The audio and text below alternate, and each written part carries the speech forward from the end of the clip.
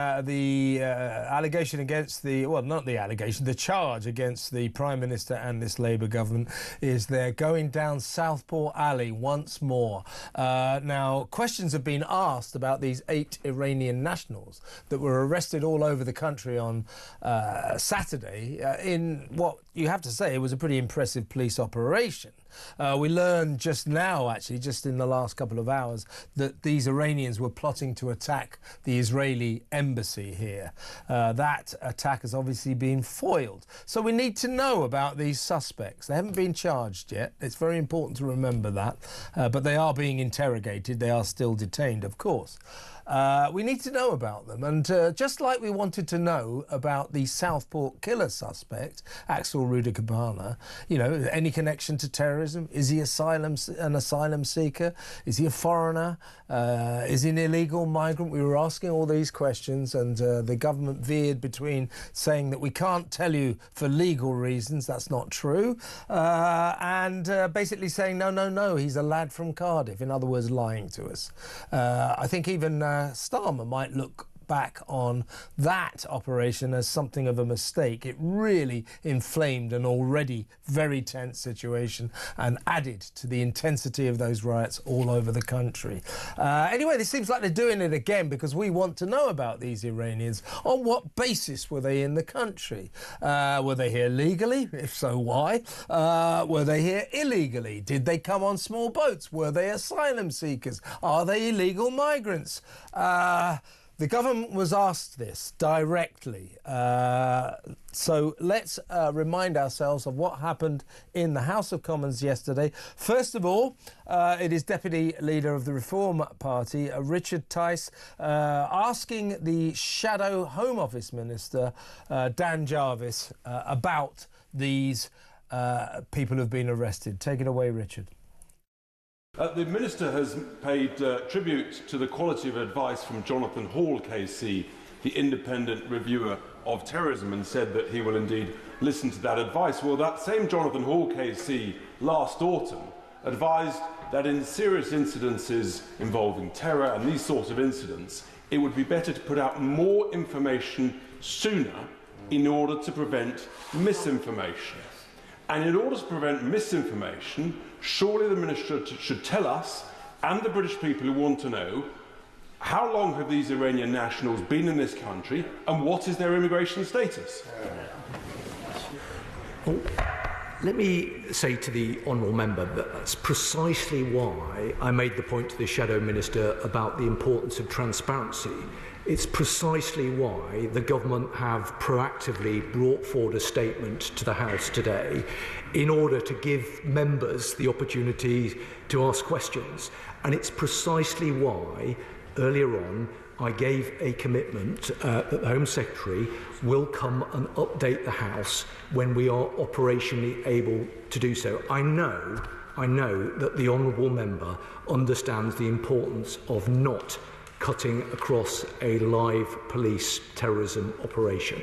I hope he will acknowledge that we take these matters incredibly seriously, that we brought forward a range of measures in March that goes a long way towards addressing the nature of the threat that we face.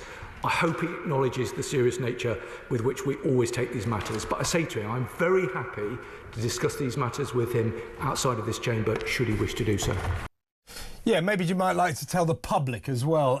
Just to prove this is not just a reform issue, the Shadow Minister for Crime, Policing and Fire, Matt Vickers, also asked questions on this issue.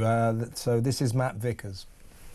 In October, the head of MI5 said that together the police and MI5 had disrupted 43 late-stage attack plots since the Manchester bombing. We must remember that each of these cases is not merely a statistic, but represents someone's life and someone's future. I commend the Minister for recognising the work of the previous government and for acknowledging the measures that we used effectively in this incident. In turn, I know that we'll support measures that enact the National Security Act and give the government the powers needed to act against malign influences on our country. Turning to the incident at hand, I'd be grateful if the Minister could clarify certain points. While I'm thankful for today's statement, I hope the government will moving forwards, be as transparent as possible about the details. So, Isabel, they're not being transparent. They're doing it again, aren't they? And they're hiding behind, oh, it's an ongoing police operation. There's been suggestions, well, you know, we can't reveal too much because it could prejudice these arrestees' trials. As I keep saying, you know about this, journalists know this, lawyers know this. You cannot say that their trials will be prejudiced when there are no trials. There are no trials until they are charged. Once again, it is this government led by a lawyer, a barrister, Keir Starmer, hiding behind a false legal fence, I would suggest, to keep us in the dark again, and we are going to have a Southport 2 unless we are careful. Well, as MPs left the debating chamber yesterday, I think there was a whiff of a cover-up in the air. So many times the Security Minister, Dan Jarvis, who has a really interesting and respectable military background, so he should surely understand these matters. Time and again, he promised to be transparent about what had happened over the weekend, this extraordinary, deadly plot that our security services brilliantly managed to foil.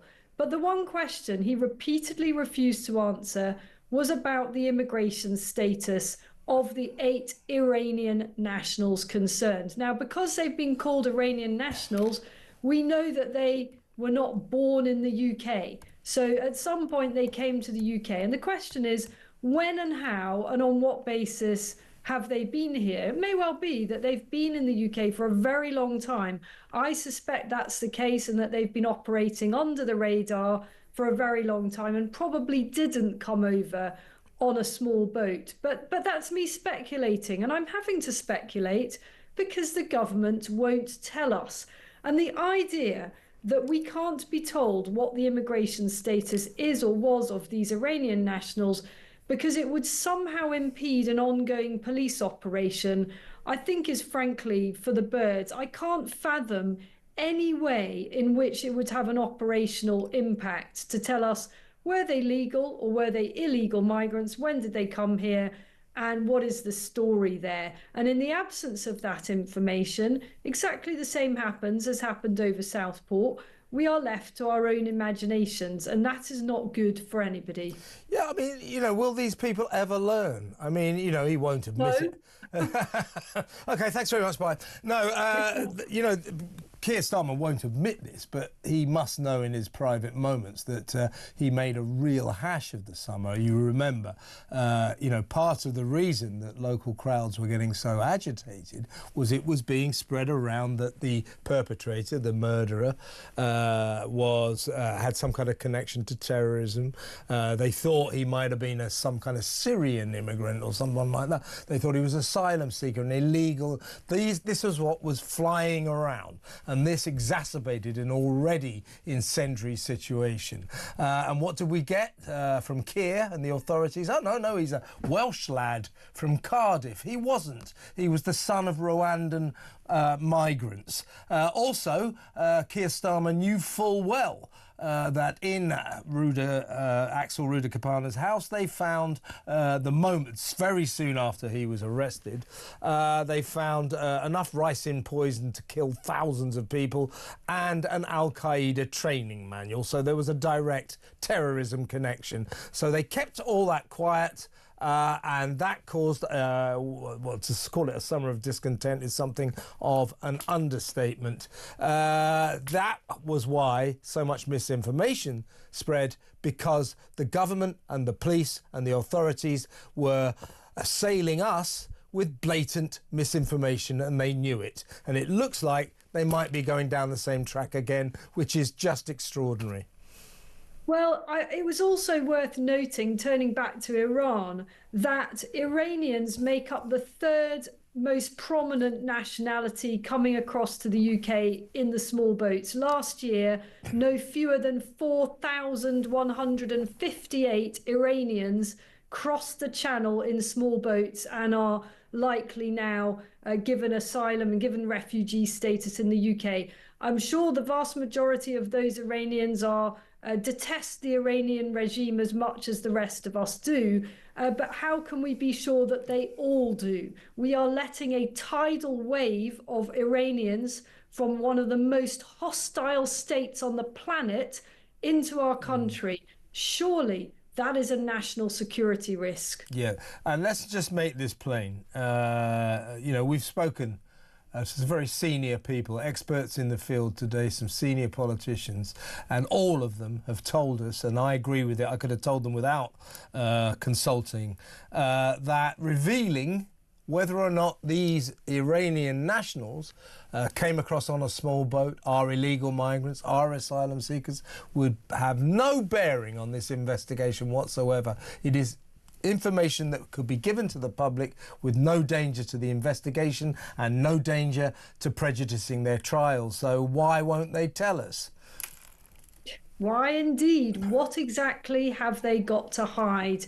I mean, it seems certain that there will be something to hide here, as I say, because quite simply, they're Iranian nationals. And so that begs a question, on what basis have they come here? Have they lied in order to get here about, you know, whatever their work status is?